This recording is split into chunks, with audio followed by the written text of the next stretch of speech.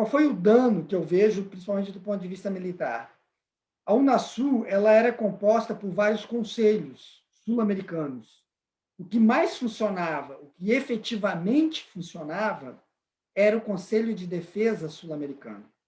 Esse Conselho de Defesa Sul-Americano, ele teve, na minha opinião, um dos grandes passos que ele deu foi justamente de gerar confiança no meio militar entre os países da América do Sul. Reduziu-se a desconfiança, aumentaram os encontros bilaterais, tivemos os encontros regionais, isso tudo foi servindo para pavimentar uma confiança maior na necessidade de uma cooperação, principalmente sobre essa região.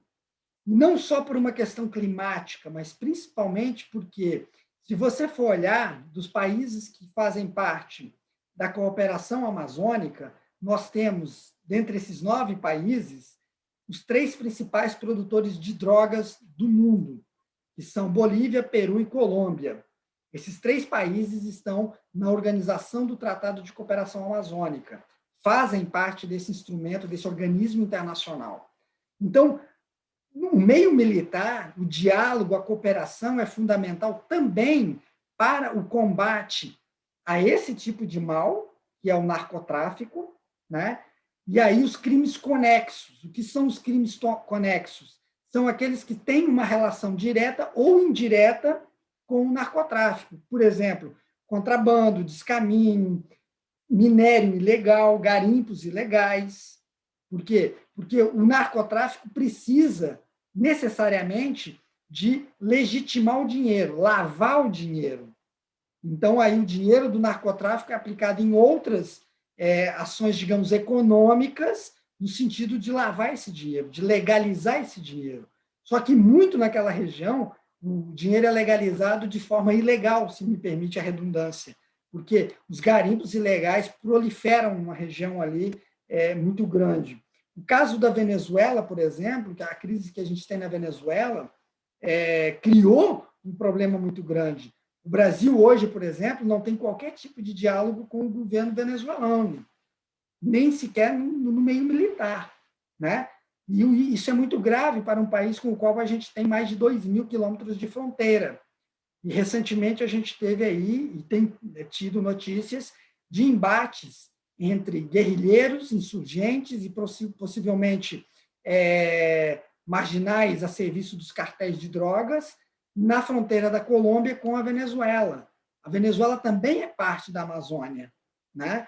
Então, existe um problema muito grande, muito complexo, que exige dos países amazônicos um nível de cooperação na área militar do mais alto nível. É preciso que exista no mais alto nível.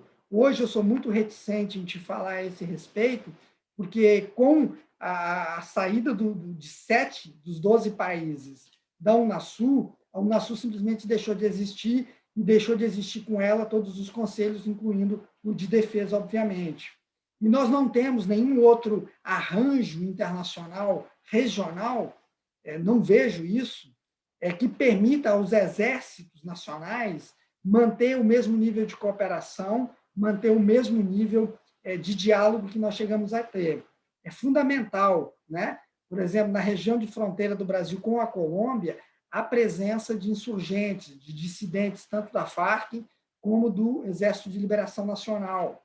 Essas guerrilhas, elas trabalham direto organizado, né? Não muitos anos atrás, provou-se, né, os vínculos da Farc com o Comando Vermelho do Rio de Janeiro, né? Ou seja, o Comando Vermelho provia armas para as Farc em troca de drogas, enfim, havia essa cooperação. Hoje essa cooperação ela ainda existe, no nível menor, mas ela ainda existe. E se algo não for feito no sentido de melhorar essa cooperação do ponto de vista militar, seguramente esses problemas eles tenderão a crescer muito, né? Hoje a gente já vê a internacionalização do crime organizado brasileiro no Paraguai, tá? Organizações como o Comando Vermelho, o primeiro comando da capital, já estão assentados em território paraguaio, já têm fazendas no território paraguaio, já operam de dentro do território paraguaio.